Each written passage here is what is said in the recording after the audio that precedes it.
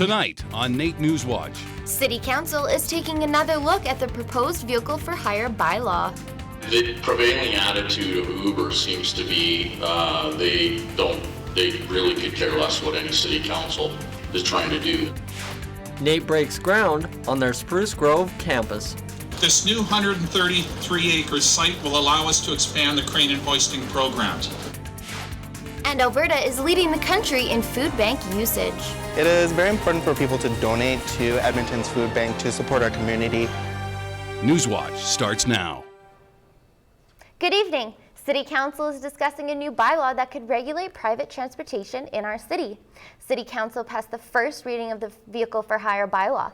This bylaw establishes tighter regulations of a driver's license fee. This bylaw would make Uber ride service regulated, but it has some opposition from many in our city. Brandon Hess now joins us live from our news center this evening. Thank you, Tyson and Danae. The Alberta Taxi Group is in opposition of this proposed bylaw, and if this bylaw gets passed, it would make Uber ride-sharing service legal in our city. The purpose of today is for council to have the opportunity to ask questions of administration and, on the proposed bylaw, and then to debate potentially any changes to that. City Council passed the first reading of the Vehicle for Hire bylaw. This bylaw would make rideshare service such as Uber legal. However, there was opposition from the Alberta Taxi Group. Earlier in the week, the group rallied at the legislature, hoping the government would hear their pleas to stop these driver-for-hire companies. Justice! Justice! Amon DeRouge from the Alberta Taxi Group will not stand quiet. He feels the proposed bylaw supports certain groups. If we're going to have insurance, they should have the same. If we're going to have licensing, they should have the same. If we're going to pay taxes, they should do the same too. If this new bylaw gets passed, a valid display of driver's license must be visible from the exterior of an operator's car. As well, each driver must have valid commercial insurance. We do understand that commercial insurance has to be issued, no matter who operates a vehicle for it. Uber says that this bylaw would force them to shut down operations in Edmonton. Uber also says the fees are unaffordable and would do nothing to improve the public safety in our city. The second reading will be read in January, once the city receives more information from administration. Now, the Vehicle for Hire bylaw did make it past the first reading, so it is not an official bylaw yet. Once it makes it past the second and third readings, it will be made official in our city. Now, Brandon, if the Vehicle for Hire bylaw passes, what are the consequences for someone who chooses to ignore the bylaw? The new fine is now $5,000, this compared to the previous fine of just $1,000, so this is a decent spike right there. Brandon, what is the city trying to achieve with this new Vehicle for Hire bylaw? Its main purpose is to achieve regulation, public safety, as well as economic consumer protection in our city. Thanks, Brandon. That has been our very own Brandon Hess reporting live from our news center tonight. You're watching NAIT NewsWatch. The global community continues to reel after a string of violent attacks across the world last week. On Monday, some Edmonton residents held a vigil for the victims of the attacks in Paris.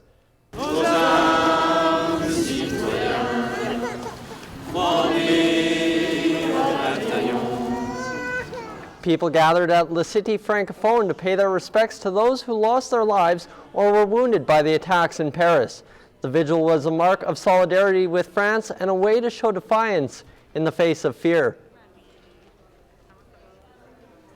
We are here to express and share our personal and collective sorrow. We are also here to say clearly, with one strong, united voice, that we stand for democracy, that we are all agents of peace. A moment of silence was held before song took hold.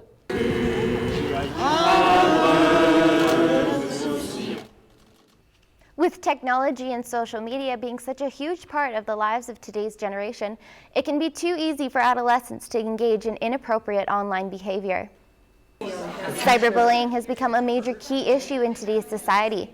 With the majority of youth, grades 7 to 12, being online at any given time, it's not hard to find an adolescent that has either engaged in, seen, or been a victim of cyberbullying. Experiences of cyber victimization tend to be more strongly related to symptoms of depression and anxiety for girls relative to boys. Cyberbullying comes in many forms, and a lot of teens may not even realize they're doing it. There's even a possibility that your actions behind the screen can land you with a criminal record. But essentially, it is anything that mentally or emotionally hurts someone else, embarrasses them, or contains inappropriate or private matters. The Grey Nuns Hospital held its 5th annual Christmas-inspired event for premature babies and their families. With 1 in 10 babies around the world being born before 37 weeks, World Prematurity Day is recognized on November 17th to bring awareness of the concerns of preterm babies worldwide. The Grey Nuns Hospital has cared for 4,000 preemies so far this year. We have over 70 families coming to celebrate the past year that they've had and share their experiences with their friends and their colleagues and the new moms that they met here as well. A very special guest also made an appearance at the event.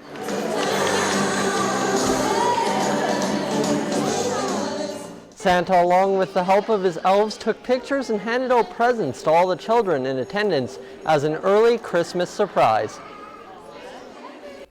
Researchers at the University of Alberta will have a lot more resources to tackle ALS with, thanks to the ALS Ice Bucket Challenge. Dr. Sanjay Karla named the recipient of the Arthur J. Hudson Translational Team Grant. The almost $3 million grant is funding research into ALS diagnosis.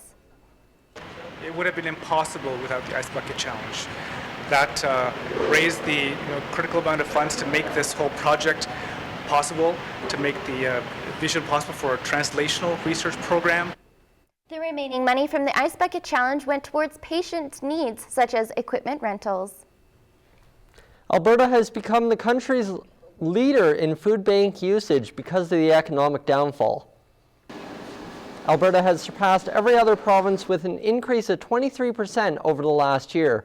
Over 67,000 Albertans came through province-wide food banks in need of something to eat. Currently, as of October this year, we are sitting at almost 18,000 people, which is a great difference from October of 2014, which we were sitting at 14,900. So about a 21% increase for Edmonton's food bank.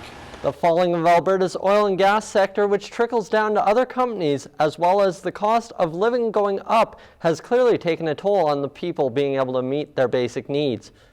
It is very important for people to donate to Edmonton's food bank to support our community in an ever-growing demand for food bank support.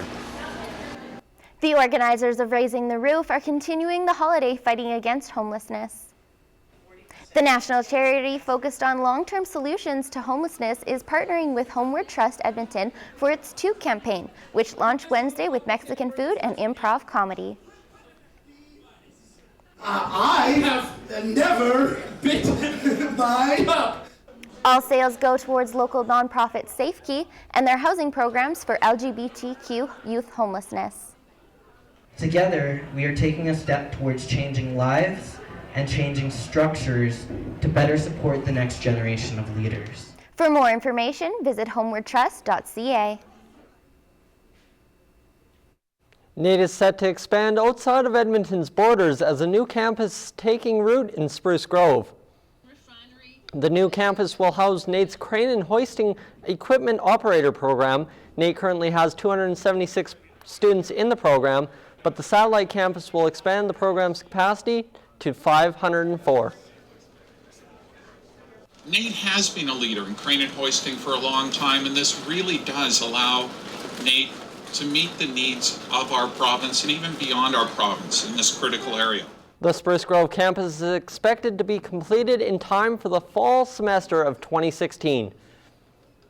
Métis Week wraps up in our city. The week has had several events celebrating Métis culture in and around Edmonton. The fiddle music was only part of a larger gathering at City Hall on Wednesday. The Métis Nation of Alberta partnered with the City of Edmonton to proclaim November 15th to the 21st Métis Week. This event celebrated Métis culture in Edmonton. We've negotiated to have our flag raised here so that our Métis citizens know that the City of Edmonton clearly believes that we are partners. We were partners in building the city, and we continue to be partners, so it's very important. As part of Métis Week, the Métis flag was flown at City Hall. Coming up after the break, NAIT has a unique way for students to deal with the stress of post-secondary education. NAIT is the only school in Edmonton with a therapy dog on campus. We'll encounter students studying in the hall, getting ready for an exam, and they'll be like, "Yay, Flynn, this is exactly what we need." Hi, I'm Brennan Clark. Coming up in sports, we have Eskimos, Ooks hockey, and Ooks basketball, all coming down the pipe. Good evening, I'm Catherine Hill. It's been a mild fall so far, and there's just a bit of snow on the ground, but these warm temperatures aren't here to stay. I'll have that and your Sunday forecast coming up after the break.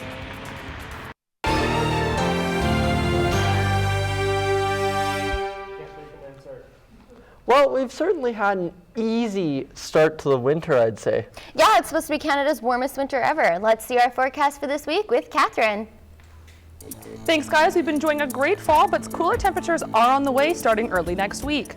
Starting in Calgary, they're looking at -4 to start off the day, moving up to a high of 3 in the afternoon. Some increasing cloud throughout the day will bring that 20% chance of some flurries on Sunday night.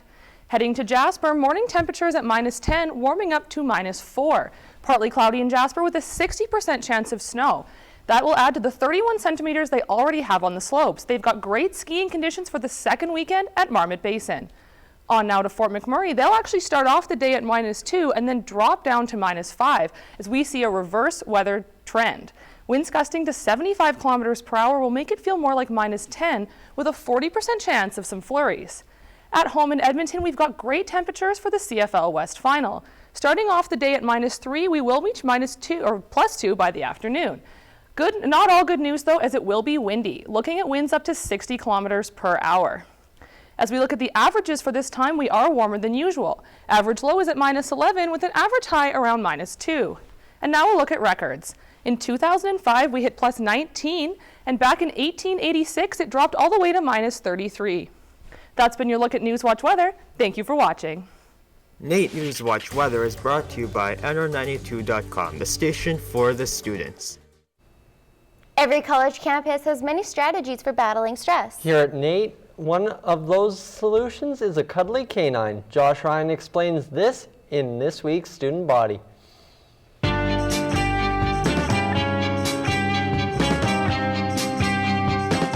Petting man's best friend is enough for NAIT students to remove wrinkles and shape smiles. Meet Flynn, NAIT's own therapy dog. This Australian Labradoodle spends most of his time at health services, but also strolls campus hallways, visits fellow pooch Lola at the NAIT's office, and hangs with students outside of their classes. It's always a nice surprise. It's kind of brightens your day, I think you could say. Flynn belongs to Linda Shaw, NAIT immunization and well-being consultant. She bought and raised Flynn as a therapy dog after watching a TV program about animals being introduced into several systems, including schools. Shaw saw a nice opportunity for NAIT and for herself as a registered nurse. So when I did some research, there was a way to integrate him into my scope of practice, and I thought that would be a nice way to enhance what I did.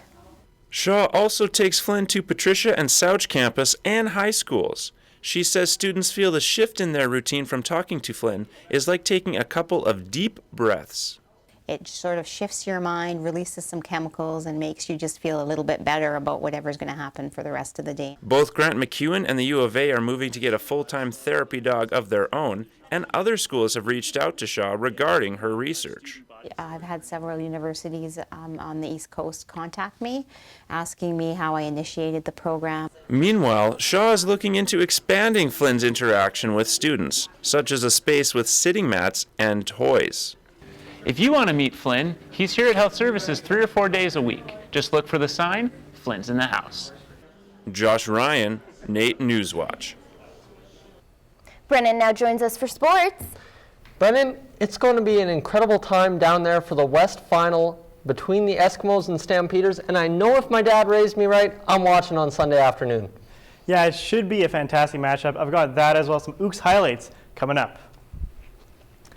The Edmonton Eskimos are gearing up for the first CFL Western final at home since 2003. The Eskimos held a scrimmage where fans got a chance to meet the players afterwards for photos and autographs. They've been practicing all week in preparation to play their biggest rival from down south, the Calgary Stampeders. Both teams come into tomorrow's game with a 14-4 regular season record tied for best in the CFL, but only one winner can move on to have a shot at the Grey Cup. We had success going into the end of the regular season, but that goes out the window now. You got to be able to keep that momentum going. Regular season records don't mean anything at this point. You got to win or you're going home. Kickoff is at 2:30 p.m. at Commonwealth Stadium. You can also catch the game on TSN tomorrow. In men's hockey, the NAIT Ukes look to stay undefeated in a home matchup against the Concordia Thunder. NAIT destroyed Concordia just a day before by a score of 9-2, so the Thunder are looking for revenge. First period, and it's Kevin Carthy with a sick pass to former Whitecourt Wolverine Trace Elson. That's his 7th of the year, 1-0 NAIT. You're going to hear about this line a lot as Elson finds Tanner Dunkel in the slot. No chance for Thunder goalie Rise Hadfield, 2-0 NAIT. Now 3-1 NAIT, Concordia strikes back thanks to a top-shelf goal by Tyler Stevenson who cuts the lead to 1. And then D-man Connor Ryanson's going to slip his first of the year through Kenny Cameron to tie the game 3-3. Third period, the Ukes are buzzing around the net and the puck bounces to John Dunbar who raises it on the backhand, his 8th. NAIT takes the lead, and then it's time for the captain, Scott Fellnermeyer. The West Kelowna native leads the Ukes in goals with 11. He's going to dangle not just one, but 2 defenders before tucking it in on the backhand just under the bar. What a goal, 5-3. And then the dagger. This line cannot stop. Elson to Dunkel, who tips it off Hadfield, and Kevin Carthy bangs it home. 6-3 NAIT. Concordia would answer to cut it to 6-4, but the Ukes never look back. A blast by Tyler Jaworski's tipped by Charles Wells. That makes it 7-4. And then Elson with a rocket. This is going to make it 8-4. NAIT would add one more as they take the game 9-4. NAIT scored 6 goals in the third period alone. Kenny Cameron made 26 saves for the win, while Rise Hadfield still made 38 saves despite the loss. The line of Carthy, Dunkel, and Elson scored 4 points each, but it was Scott Fellnermeyer's game-winning dangles that ultimately tipped the scale. Just knew I had room, and I don't know, our wingers are such a big threat, or Sheen and Frenchie, that when they're flying up the wing, the defense, they have to respect them, so gave me some room to make a move. The Ukes men's hockey team remains undefeated, and one of the big reasons is because of new head coach Mike Gabinet. After former head coach Serge Lajoie departed for the U of A Golden Bears, NAIT promoted Gabinet from associate coach to oversee a team coming off a 2015 championship run. It's been an almost seamless transition. We practice hard, we work hard, we have high expectations on our guys, and they're meeting those expectations.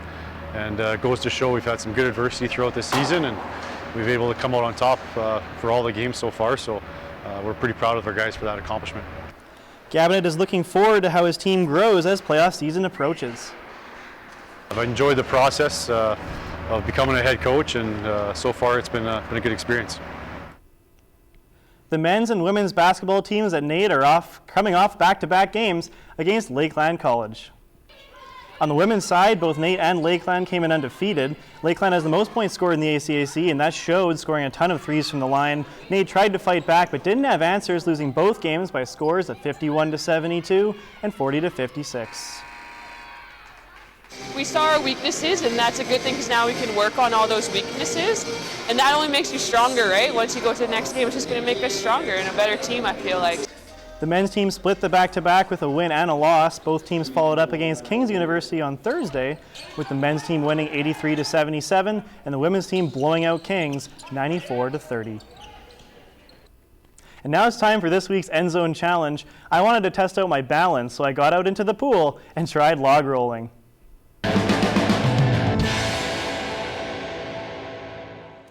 This is log rolling. You just gotta practice a lot.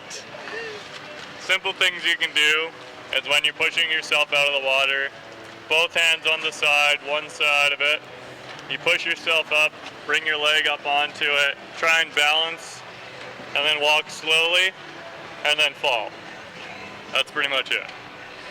After some tips from Tanner, I decided to roll out and see if I could balance myself. After a few okay attempts, we took the training wheels off the log, allowing the log to roll faster with less control. At first, this made things much more difficult. and I scraped myself a few times just to get on top of the freaking log. But eventually, I pulled together a few decent cracks at it. Oh, thanks very much. No worries. I think I have a ways to go before I can consider myself a log rolling expert. Brennan, your balance did improve in the end. Yeah, it wasn't bad. Like, I kind of looked like an idiot at times, but ultimately it's all in good fun, and I think I might try it again soon, but I did kind of suck, so we'll see. Brennan, the only way to get better is to keep trying at it. Thanks, Brennan. Coming up after the break, Danae and I put our artistic skills to the test. We tried our hand at gingerbread house decorating at the Christmas Bureau's annual fundraiser. This is the 75th year of the Christmas Bureau, and obviously as the population grows, there's more and more demand. I'm Samantha Marcellin, and coming up in entertainment, a local candy store is offering an excellent new service, and local musicians have a new place to play. All that and much more coming up.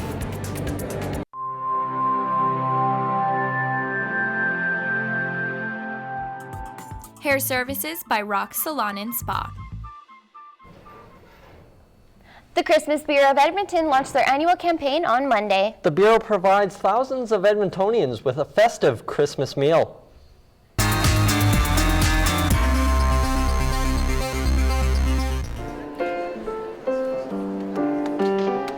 Tyson and I, along with other media from all over the city, gathered at City Hall to make gingerbread houses in support of the charity.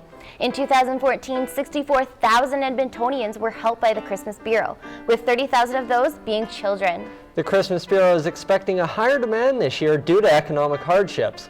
They estimate that at least 12% more Edmontonians than last year will be relying on The them. goal is to have a festive meal for every family in this city, and also with that festive meal be a toy under the tree for every kid in this city. Tyson, I don't know about you, but I used to take piano lessons. See, I never learned music growing up as a kid, but for musicians who did here in Edmonton, they now have a new place to play. Samantha Marcellin has that and more in entertainment for us.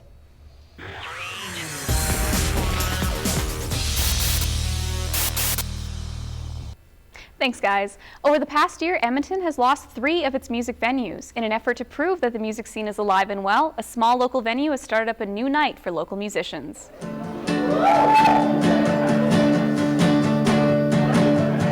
Bohemia is under new management and a local new location downtown. On Tuesday evening, they started up their first night for acoustic drop-in musicians. It's good to just come out and support what we have. We don't want to lose any more, right? So we've got a great thing here, and we've got to keep it going, keep it rolling, right? Keep the music going. So. All the venues that are left mean a lot to the music scene that we have here. Bohemia is hopeful that there will be enough interest to maintain the acoustic night. For sure we're going to be doing it till the end of the year. Every Tuesday will be Acoustic Tuesday. It's just a great evening, and again, very eclectic, very diverse. Acoustic Night at Bohemia welcomes all levels of musical experience and starts at 8 p.m. every Tuesday. And if you want to check out the latest software, games, robotics, and more, you'll find them closer than ever with the new Edmonton Public Library Initiative.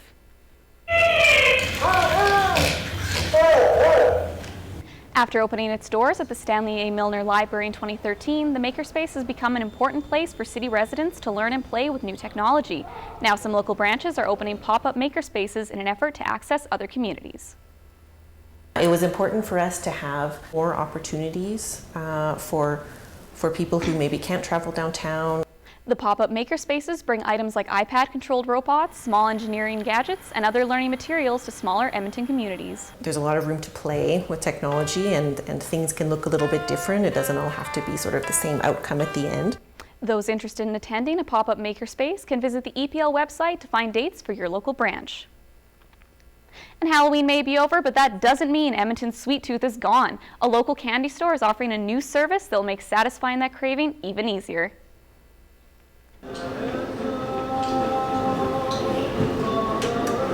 Gummy Boutique has only been at its White Ave location a few months, but is already getting ahead of the game by offering the first candy delivery service. We wanted to find a way to kind of get, I guess, candy to the people. It's not always easy to get down here, so we wanted to find a way that we'd be able to access people as well. Using the online service Skip the Dishes, folks are able to order their heart's desire right to their doorstep. We try to sell the more popular things, the bulk of things, bulk candy, some chocolates, We also have 5-pound gummy bears as well for those who are very brave. Having already received a number of orders since beginning the service early last week, Gummy Bear Boutique is looking forward to adding more selection for the all-out candy lovers out there. And while we're on the subject, there's something strange coming out of Japan in this week's viral video.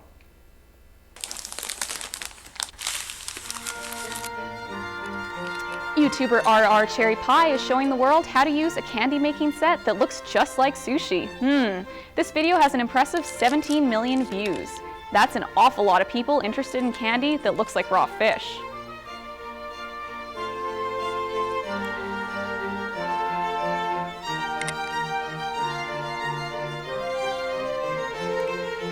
The set comes complete with gelatin fish eggs.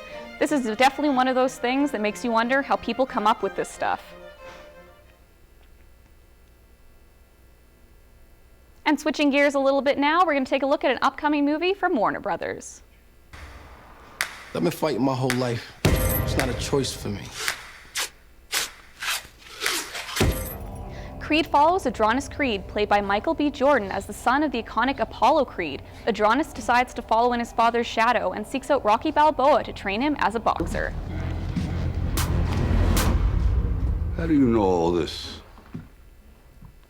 I'm a son. Sylvester Stallone reprises his role as Rocky in this indirect sequel that is technically the 7th in the series. Creed is in theaters November 23rd. And if you want to win passes to see Creed, tweet us your favorite Rocky movie for your chance to win. And that about wraps up entertainment for what's new and exciting this week. Thanks for watching. Music, lights, and the joy of the season. City Hall is officially ready for the holidays. The lack of snow isn't dampening the holiday spirits of Edmontonians.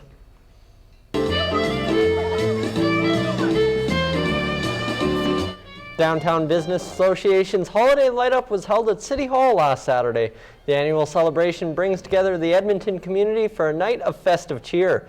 Clowns, snowmen, and reindeer were mingling with the crowd before this tree was lit. At 6:30, the switch was flipped and the tree was illuminated for all to see. 72-foot tall tree is lit with 14,000 LED lights. The tree will remain in Churchill Square during the entire holiday season. Tice, we just passed the halfway point of November, and I'm way too excited for Christmas. You know, it seems to get earlier every single year. I know everyone keeps saying that, but it is just never too early once you're past Remembrance Day for Christmas. Well, it's time to go get the trees, stock the presents, Christmas shopping. We got to get there before everyone else does. For sure. Alrighty, that's everything from news, weather, sports, and entertainment tonight. Thanks for joining us this evening. Have a good rest of your weekend. Well.